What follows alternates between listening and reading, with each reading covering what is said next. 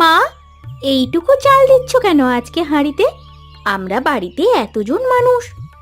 ও, তুমি জানো না নাকি বৌমা, এই বাড়িতে এইরকমই হয়। এই রকম হয় মানে? এই বাড়িতে কি সবাই আত পেটা খেয়ে থাকে নাকি? হ্যাঁ, নাকি সবাইয়েরই খিদে কম? কেন, তুমি কি বাপের বাড়ি থেকে শ্বশুর বাড়িতে শুধু খেতে এসেছো নাকি? কাজ করতে হয় বৌমা, কাজ করতে শেখো। কাজ করার জন্যই এসেছি মা, সেই কথা আমাকে বলতে হবে না। কিন্তু আমি বলছি যে একটু বেশি খেলে কি কারোর ক্ষতি হয়ে যাবে? সবাই তো সারাদিন কত খাটাখাটনি করে। খাটাখাটনি করে তো আর ঘরের চাল বেড়ে যাচ্ছে না। সবকিছু অনেক যত্ন করে জমিয়ে রাখতে হয় গো, সে তোমরা বুঝবে না। তোমরা কি ভাবছো আমি জানি না? তবে আমরা মিলেমিশে থাকি, একটু কম রান্না করলে সবাই মিলে একসাথে ভাগ করে খাওয়ার আনন্দ পাওয়া যায়। সেই শিক্ষা কি আর তোমরা পেয়েছো? তোমরা তো এত কিছু জানোই না। এটাকে লোকে কিপটে পোনা বলে মা। এইটুকু খেয়ে কারোর পেট ভরবে না। থাক থাক, তোমার সাথে আমি এই বিষয়ে কথা বলতে চাই না। তোমাদের হাতে সংসার দিলে দেখছি আমার সংসারটা একেবারে মাটি হয়ে যাবে। ভিটে মাটি বিক্রি করতে আর বেশি সময় লাগবে না। যাও যাও, তোমরা এখন এখান থেকে যাও দেখি। আমি তোমাদের কথায় বেশি খরচা করতে পারবো না। আর হ্যাঁ, কান খুলে শুনে রাখো, আজ রাতে সবাই একটা করে রুটি পাবে। এর থেকে তো বেশি খেতে জেলখানাতেও দেয় মা। তাহলে জেলখানাতেই গিয়ে থাকো না, আমার বাড়িতে এসেছো কেন? এই বাড়িতে থাকতে গেলে আমি যতটা যাকে বরাদ্দ করে দেব ততটাই তাকে খেতে হবে, তার থেকে বেশি যাওয়া যাবে না। এখন যাও, বিদেয় হও দেখি চোখের সামনে থেকে। বেশি পাকা পাকা কথা বলো না, আমার একদম পছন্দ নয়। এই জীবনে একটু শান্তি নেই, বুঝলি তো। সকালবেলায় ঘুম থেকে উঠে আবার দুপুরবেলা ঘুম পেয়ে যায়, ভালো লাগে না। এই সত্যি। আর তাছাড়া এই গরমে কি মানুষ কোনো কাজ করে? গরমে একদম কাজ করতে ভালো লাগে না। আর তাছাড়া কাজ করে কি হবে ভাই? মা তো আছে, এনে খাওয়াচ্ছে, আমরা খাচ্ছি। কিন্তু যা খেতে দেয় তাতে তো আমার পেট তো কথা শোনে না। তার তো একটা ব্যবস্থা করতেই হবে। কিন্তু ওই যে মহেশকে দেখতে পাচ্ছিস তো, সারাদিন গাধার মতো কাঠ কেটে যাচ্ছে। আবার আমাদের দেখবি জ্ঞান দেবে যে আমরা কোনো কাজ না করে বসে আছি। বেটা, ওর টাকাতে আমরা যে পায়ের উপর পা তুলে সকালে দুপুরে ঘুম দিয়ে ভুঁড়ি বানাচ্ছি, সেটা তো বুঝতে পারছে না। এই জন্যই বলে কলুর বলদ। বুদ্ধি নেই, শুধু কাঁধে বোঝা নিয়ে ঘুরে বেড়ায়। এই কাঠগুলো কেটে নিয়ে আবার কত দূরে সেই শহরে বিক্রি করতে যাবে আজকে বিকালেই।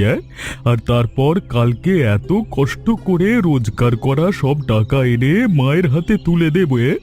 আর সেই টাকা নিয়ে মা পিঁপড়ের পেছন টিপে সবাইকে এক মুঠো করে ভাত আর একটি করে রুটি ভিক্ষে দেবে। এই তো জীবন যত সব। ছাত্র, পেট যখন চলে যাচ্ছে অত ভেবে লাভ নেই। যেদিন একেবারে খেতে পারবো না সেদিন এই সব কথা নিয়ে ভাবতে বসবো। হ্যাঁ, বাবা গো বাবা, এখানে কি অন্ধের মতো মানুষ গাড়ি চালায় নাকি গো? হ্যাঁ, উফ, মরে গেলাম। আমার আমার সব কষ্ট করে কেটে আনা কাঠ ছড়িয়ে গেল গো, পায়ে ব্যথা করছে। উফ, একটু সাহায্য করো আমাকে। এবারে আমার কি হবে? এগুলো বিক্রি করে ঘরে টাকা না নিয়ে গেলে মা তো খুব কথা শোনাবে। বাবরে বাবরে, উফ। কি কি কি কি সর্বনাশ হলো আপনার? এদিকের মানুষজন দেখছি একেবারে দিন দিন স্বার্থপর হয়ে যাচ্ছে। এই জন্যই বলে বোধহয় শহরের মানুষ আর গ্রামের মানুষজন। আরে আপনারা দেখতে পাচ্ছেন না যে একটা মানুষ এরকম গাড়িতে ধাক্কা লেগে পড়ে গেছে? আর আপনারা কেমন, হ্যাঁ, নির্লজ্জের মতো নিজেদের কাজে চলে যাচ্ছেন, তাকে একটু সাহায্যও করছেন না।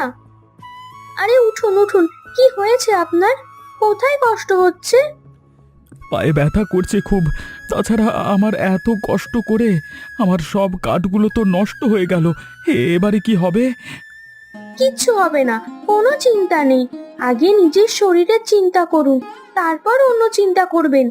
তবে এটাই ভাগ্য যে আপনার পা ভাঙেনি, অনেকটাই কেটে গেছে, তাই এরকম ভাবে রক্ত বেরোচ্ছে আর আপনার যন্ত্রণাও হচ্ছে। দাঁড়ান, আমি ডাক্তার ডেকে আনছি। একদম নড়বেন না এখান থেকে। শুনুন, ধন্যবাদ আপনাকে। আমি এতদিন সেই কোন বহু দূরের গ্রাম থেকে এখানে আসি, কিন্তু কোনো দিন কেউ আমাকে সাহায্য করে না। আমি এত পরিশ্রম করি বলে আমার বাড়ির ভাইরাও আমাকে একটু সাহায্য করে না, কিন্তু আপনি একজন অচেনা মানুষ হয়ে আমাকে আজকে সাহায্য করলেন এই বিপদের সময়, সেই জন্য আমার খুব ভালো লেগেছে। আপনি না থাকলে যে আমার কি হতো সেটাই বুঝতে পারছি না। ঠিক আছে ঠিক আছে, এখন আর বেশি কথা বলতে হবে না। আমি ডাক্তার নিয়ে আসি, আপনি সুস্থ হন, তারপর না হয় কথা বলবেন। আপনার সাথে যে আবার আমার দেখা হয়ে যাবে আমি কোনোদিন ভাবতে পারিনি। আসলে ক্ষমা করবেন, আমিও একজন শহরের মানুষ, কিন্তু আমি শহরের মানুষ হয়ে সমস্ত শহরবাসীর তরফ থেকে ক্ষমা চেয়ে নিচ্ছি আপনাকে এরকম ভাবে বিড়ম্বনায় ফেলার জন্য। ছি ছি, আপনি কেন ক্ষমা চাইছেন? আপনি ক্ষমা চাইলে আমার খুব কষ্ট হবে। আপনি একেবারে সকলের থেকে আলাদা, এবং আপনার জন্যই আমি বেঁচেছি। ঠিক আছে, থাক, আর আপনি করে কথা বলতে হবে না। তাহলে কি বলবো? তুমি করে বলবে? আচ্ছা বলো তো, তুমি শহরে কেন আসো? আমরা তো গ্রামে থাকি, তাই কাঠ কেটে বিক্রি করতে আসি শহরে, কিন্তু এর মাঝেই আমি শহরে ভালো কোনো কাজ খুঁজি। আর বাড়িতে বলছিলে যে অন্য দাদারা তোমাকে সাহায্য করে না, সেটা কি ব্যাপার? আসলে আমি বাড়ির সব থেকে ছোট, এবং আমার দুটো দাদা আছে। তারা দুজনেই খুব অলস, আর মা খুব কিপটে, তাই সংসার চালানোর সমস্ত দায় এখন আমার উপরে, এবং আমি একাই এত কষ্ট করে সংসার চালাই, তারপরেও আমাকে অনেক লাঞ্ছনা সহ্য করতে হয়। তোমার কষ্ট দেখে আমার খুব কষ্ট হচ্ছে মহেশ। সত্যি, আমরা শহরে থেকে বুঝতে পারি না যে মানুষ কত কষ্ট করে বাঁচে। আচ্ছা, একটা কথা জিজ্ঞেস করব? হ্যাঁ, জিজ্ঞেস করো। আমি কি তোমাকে কোনো রকম সাহায্য করতে পারি? তুমি কিন্তু সেটাকে কোনো রকম আমার দান বলে ভেবো না। না গো, তুমি আর আমাকে সাহায্য করো না। আমি তো এমনিতেই তোমার কাছে অনেক ঋণী হয়ে গেছি, আর সারা জীবন তোমার কাছে ঋণী থাকব। আমার জীবন আমি এইভাবেই চালিয়ে নিতে পারবো। সত্যিকারের ভালোবাসায় কি এসব দেখা হয়? আমি সত্যি তোমাকে ভালোবাসি, আমার কথা বিশ্বাস করো।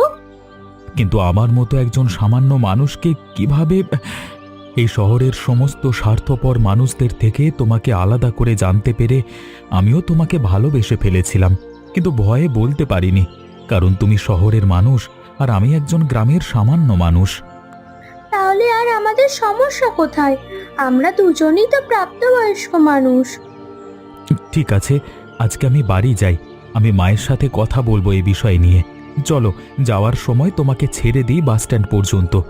আসলে তোমাকে আমার ছাড়তে ইচ্ছে করে না, কিন্তু কি করব বলো, ছেড়ে তো দিতেই হবে, এখন সাময়িক সময়ের জন্য আর কি। মা, আমি তোমাকে একটা কথা বলতে চাই। দেখো, সংসারে অনেক কাজ পড়ে আছে, আর তুইও কাজে ফাঁকি দিয়ে আমার সাথে কি বকবক করবি শুনি? জানিস তো, কাজে ফাঁকি দিলে টাকা রোজগার কমে যাবে, আর টাকা রোজগার কমে গেলে এই সংসারটা কি তোর মরা বাপ এসে চালাবে? না, মানে বলছিলাম আমি বিয়ে করতে চাই। কি বললি তুই? পাগল টাগল হয়েছিস নাকি?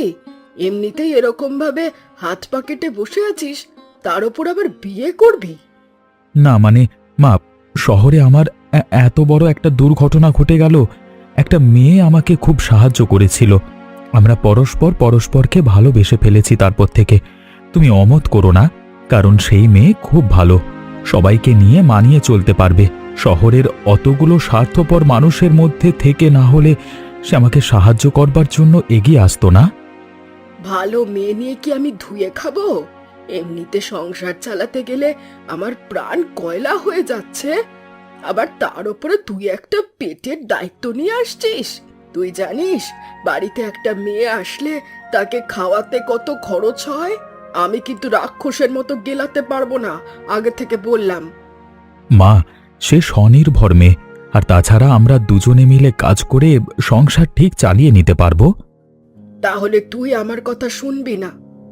দেখো মা, আমি বড় হয়েছি, আমার সিদ্ধান্ত আমাকে নিতে দাও। ঠিক আছে, তুই যা ইচ্ছে হয় তাই কর। শুধু একটা কথা মনে রাখবি, এই বাড়িতে থেকে দুবেলা শহর থেকে এসেছে বলে গান্ডে পিণ্ডে গেলার কথা যেন না ভাবে। সংসারে এসেছে, মাথা নিচু করে আমরা যেমন খাই তেমন করেই তাকে খেতে হবে। বেশি কথা বললে কিন্তু তোদের দুটো কি ঝাঁটা পেটা করে ঘর থেকে তাড়াবো, কথাটা বলে দিলাম। এই দেখো মা, আমার নতুন বৌমা। এবার থেকে দেখবে সংসারের সব সমস্যা দূর হয়ে যাবে। নতুন বৌমাকে পছন্দ হয়েছে তো? হ্যাঁ মা, আমি এই বাড়ি নিয়ে সব কথা শুনেছি। আমি জানি তোমরা কত কষ্ট করে বেঁচে আছো, কিন্তু আমি এসছি, এবার আমি সবাইকে মানিয়ে নিয়ে চলবো। সংসার থেকে সব দুঃখ দূর হয়ে যাবে, একদম চিন্তা করতে হবে না। তুমি আমাদের সম্বন্ধে কি কথা শুনেছো জানি না, তবে তুমি কতটা করে খাও সেটা আমি দেখতে চাই। তার মানে আমি কিছুই যে বুঝতে পারছি না মা। দেখো, এই বাড়ির নিয়ম হচ্ছে সকালে কিছু খেতে পাবে না, দুপুরে আগে সবাই খেত দুবাটি, আর এখন তুমি এসে যাওয়ার পর থেকে সবাই খাবে এক বাটি করে ভাত, আর রাতে একটা করে রুটি আর চিনি। এই কথাটা মনে রেখেই কিন্তু এখানে চলতে হবে। কোনোদিন যদি শুকনো রুটি পাও, সেদিন আবার নাটক করতে এসো না। কিন্তু মা, এরকম নিয়ম কেন? এখন কি আমি তোমাকে পা ছড়িয়ে গল্প বলতে বসবো যে কেন আমি এই বাড়িতে এমন নিয়ম বানিয়েছি? যে বাড়িতে যে নিয়ম, সেই বাড়িতে গিয়ে সেই নিয়ম মেনেই চলতে হয়, বেশি পাকামো মারতে হয় না। কিন্তু এত অল্প খাবার খেয়ে কি মানুষ বেঁচে থাকতে পারে? দেখেছিস তো মহেশ, আমি জানতাম শহর থেকে আসা মেয়ে আমার কথা শুনবে না। কেন, এই বাড়িতে আর মানুষগুলো কি মরে গেছে নাকি? তোমার মতো তো আরো দুটো মেয়ে মানুষ এই বাড়িতে দুবেলা খেটে খুঁটে খেয়ে পড়ে বেঁচে আছে। বেশি নাক নাড়তে আমার সামনে এসো না। হ্যাঁ, তোমার বিষ ধাত ভেঙে দিতে আমার বেশি সময় লাগবে না। যত সব শহুরে নাটক।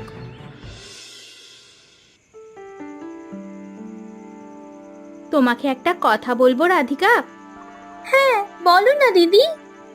তোমাকে দেখেই বুঝেছি তুমি খুব ভালো মেয়ে, কিন্তু মরতে তুমি এই বাড়িতে বউ হয়ে এলে কেন? তুমি শহরের মেয়ে, কত ভালো বাড়ির বউ হয়ে যেতে পারতে।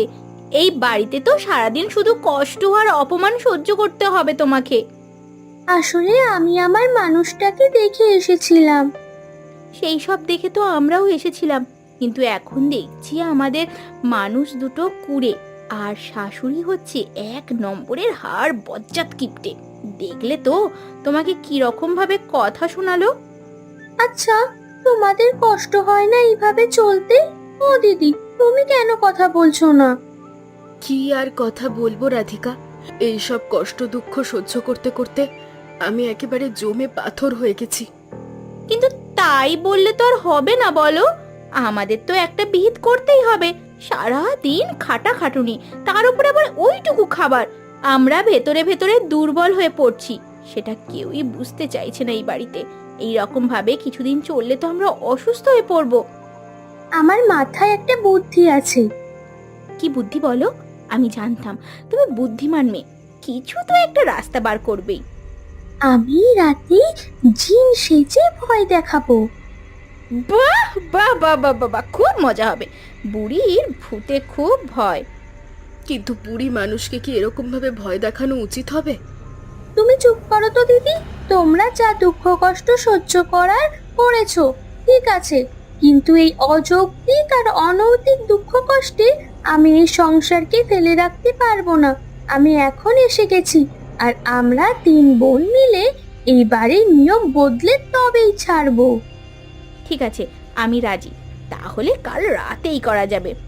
চলো এখন সবাই নিজের নিজের ঘরে চলে যাই, না হলে বুঝতে পেরে যাবে আমরা গোপনে কোনো পরিকল্পনা করছি। হ্যাঁ হ্যাঁ, চলো চলো চলো, এমনিতেও সারাক্ষণ আমাদের ওপর নজরদারি করছে।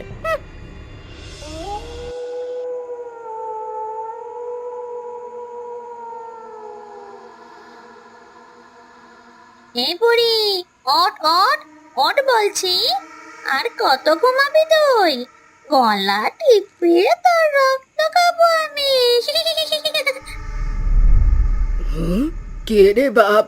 কে কে তুই? কেন কেন আমাকে চিনতে পারছিস না? আমি মানুষের পেটের ভিতর থাকি। মানে আমার কাছে কেন এসেছো তুমি? আমি হলাম পেটের ভিতরে জিন।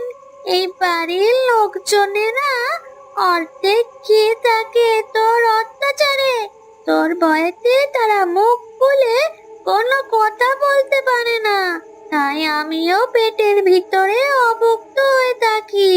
আমার রাগ হয়েছে, তাই আমি ঠিক করেছি আমার খিদে মেটাবো তোর রক্ত খেয়ে।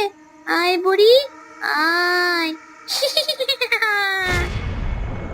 না মানে বিশ্বাস করো, আমাকে ক্ষমা করো, ক্ষমা করো আমাকে। ক্ষমা করবো তোকে? কি বিশ্বাস করবো তোকে? তুই ইচ্ছে করে তোর বউদের অর্ধেক খাওয়াস। কিন্তু আমার ছেলেরা কুঁড়ে, আমার সংসারে পয়সা আসে না। তোর ছেলেদেরকে বোঝা যে টাকা রোজগার করতে, আর একজনের ঘাড়ে ভর করে সংসার না চালাতে। যদি বোঝাতে পারিস তাহলে বেঁচে যাবি, আর যদি বোঝাতে না পারিস তাহলে তোর মুন্ডুটাকে আমি ঠিক আছে, ঠিক আছে, দয়া করে চলে যাও তুমি। আমি এই বুড়ি মানুষ, আমার উপরে অত্যাচার করো না, আমার উপরে অত্যাচার করো না গো। যাওয়ার সময় বলে যাচ্ছি, ভাত রুটি তরকারি যার যেমন দরকার কাল থেকে যদি তেমন ভাবে না খাস তাহলে কাল রাতেই তোর শেষ রাত হবে। কেউ বাঁচাতে পারবে না তোকে, কথাটা মনে রাখিস।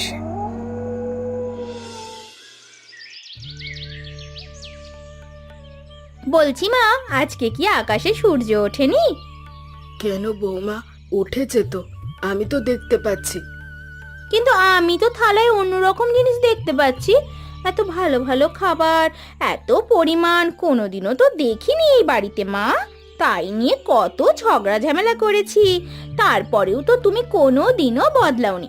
আজ হঠাৎ করে সূর্য কোন দিকে উঠলো মা, তাই তো ভাবছি। আসলে আমি নিজের ভুল বুঝতে পেরেছি। আমার হঠাৎ করে মনে হলো তোমাদেরকে এইভাবে অর্ধেক খেতে দিয়ে আমি খুব ভুল করছি। তাই আমি তোমাদের আজ থেকে এরকমই পেট ভরে রান্না করে খেতে দেব। বাহ, খুব ভালো কথা। তবে ডালটা কেমন যেন একটু পাতলা হয়েছে না? তোমরা হাসছো কেন বৌমা? না না মা, আসলে একটা মানুষ যদি রাতারাতি এরকম বদলে যায় তাহলে তো হাসি পাবেই। ভালো কথা, পাতলা ডালই আমরা বেশি করে ভাতে মাখিয়ে আজ খাবো। যাই হোক, খাবার তো অন্তত পাওয়া গেছে পেট ভরে, কি বলো? এইভাবে প্রতি রাতে ভয় দেখাতে হবে, তাহলে সব কিছু ঠিকঠাক থাকবে। না হলে ওই বুড়ি আবার গন্ডগোল করবে। খাও মাও খাও, কয়েকদিন ধরে দেখছি শুধু আলু ভাতে আর পাতলা জলের মতো ডাল খাওয়াচ্ছিস। তোর সাহস কি করে হয় এরকম খাবার খাওয়ানোর? মাছ মাংস আনতে পারিস না? আমি আজ দেখে ফেলেছি তুই কে। দাঁড়া, তোকে দেখাচ্ছি মজা। আমি ঠিক সন্দেহ করেছিলাম যে তুই ছাড়া এমন কাজ কেউ করতে পারিস না। বল, আমার সাথে কেন এরকম করেছিলিস? 4 দিন ধরে আমাকে ভূতের ভয় দেখিয়ে এই সংসারের অনেক অন্ন তোরা ধ্বংস করেছিস 3 বউ মিলে। আর আমি সহ্য করব না। ডাল খেয়েছিস, তরকারি খেয়েছিস, আবার মাছ খাওয়ার পর এখন মাংস। মা ছেড়ে দিন, ছেড়ে দাও, ছেড়ে দাও। আমার খুব কষ্ট হচ্ছিল। এই বাড়ির প্রত্যেকেই তোমার কাছে খুব কষ্ট পায়। তোর কষ্টের মাথায় ঝাঁটা মারি। এখন থেকে বাড়ির সব কাজ তুই করবি। ঘর ঝাড় দেওয়া থেকে শুরু করে বাসন মাজা, সব পরিষ্কার, সব তোকে করতে হবে। যতদিন না ওই যত খেয়েছিস তার টাকা উসুল হচ্ছে। আমরা ছোট বউয়ের পাশে আছি। আমি নিজে ওকে বুদ্ধি দিয়েছিলাম এই কাজ করতে। ঠিক আছে, যখন তোমার পয়সার পিছনে এতই মায়া, তাহলে আমরা নিজেরা কাজ করে আমাদের নিজেদের সংসার বুঝে নেব। আর তুমি বুড়ি বয়সে তোমার নিজেরটাও দেখে নিও, বুঝলে তো? খুব কষ্ট হচ্ছে, উঠতে পারছি না। আমাকে কেউ একটু সাহায্য করো। কি হয়েছে মা? আমি তো পাশে আছি, চিন্তা করছো কেন? আমার খুব জ্বর, বাকি বৌমারা কোথায়? আমি কিছু বলতে চাই। এখন তো সবাই নিজেদের মতো পয়সা রোজগার করে, আর বউদের দেওয়া দেখা দেখি শিক্ষা হওয়ার পর ছেলেরাও কাজ করতে যায়, আর সেই জন্যই এখন সবাই নিজের মতো নিজেদের পরিমাণ রান্না করে খায়। এটাই তো তুমি চেয়েছিলে মা। বড় ভুল করে ফেলেছি রাধিকা। আসলে আমি কিপটেমো না করে কোনোদিন বোঝার চেষ্টা করিনি যে তোমাদের একটা ভালো লাগা আছে। আমি শুধু আমার স্বার্থপরতা দেখে গেছি, কিন্তু তোমাদের চাহিদাগুলো বোঝার চেষ্টা করিনি। আমি এটা বোঝার চেষ্টা করিনি যে একজন মানুষের বেঁচে থাকার জন্য যতটুকু খাবার দরকার ততটুকুই দেওয়া দরকার। আমাকে ক্ষমা করে দিও রাধিকা। আমি জানতাম তুমি একদিন বুঝতে পারবে, তাই আমি বেশি চিন্তা করিনি। কিন্তু আমি তোমাকে ভুল করে মেরে ফেলেছি। মা তো মেয়ের গায়ে হাত তুলবেই, তাতে রাগ করার কি আছে? আমি আপনার ওপর রাগ করিনি, চিন্তা করতে হবে না। আজ দিদিরা আসলে আমি বলে দেব যে তুমি যতদিন না সুস্থ হচ্ছ ততদিন কাজে যেতে হবে না। আমরা তিনজন মিলে তোমাকে সেবা করে সুস্থ করে তুলবো। সত্যি বলছো তুমি? তোমরা আমাকে সেবা করবে? হ্যাঁ, তাছাড়া আর কি করবে? তুমি এসে সত্যি আমাদের সংসারটাকে বদলে দিয়েছো। তুমি যেমন স্বনির্ভর, তেমন বাকি দুই বৌমা স্বনির্ভর হয়ে নিজের যোগ্যতা অনুযায়ী কাজ করছে। কিন্তু আমার সব থেকে বড় কথা, মহেশ ছাড়া বাকি দুজন ছেলে সারাক্ষণ শুধু ঘরে বসে থাকতো। তারাও এখন কাজ খুঁজে নিয়ে কাজে যাচ্ছে। আর আমাদের বাড়িটাকে কেউ কিপ্টে আর কুড়েদের বাড়ি বলবে না। এখন বড় ইচ্ছে করছে আরো কয়েকটা দিন সুস্থ হয়ে তোমাদের সাথে মিলে মিশে একসাথে একটা গোটা পরিবার হয়ে বেঁচে থাকার আনন্দ নিতে। এই বুড়ো বয়সে আমাকে তোমরা শেখালে যে কিভাবে জীবনে বাঁচতে হয়। আচ্ছা, তোমরা বলতে পারবে যে আমার সাথে মহেশের প্রথম কিভাবে দেখা হয়েছিল? উত্তরটা কিন্তু তোমরা কমেন্ট করে জানিও। আর হ্যাঁ, আমাদের গল্পটা কেমন লাগলো অবশ্যই জানাতে ভুলবেন না, এবং বন্ধুদের সাথে শেয়ার করে সাবস্ক্রাইব করো।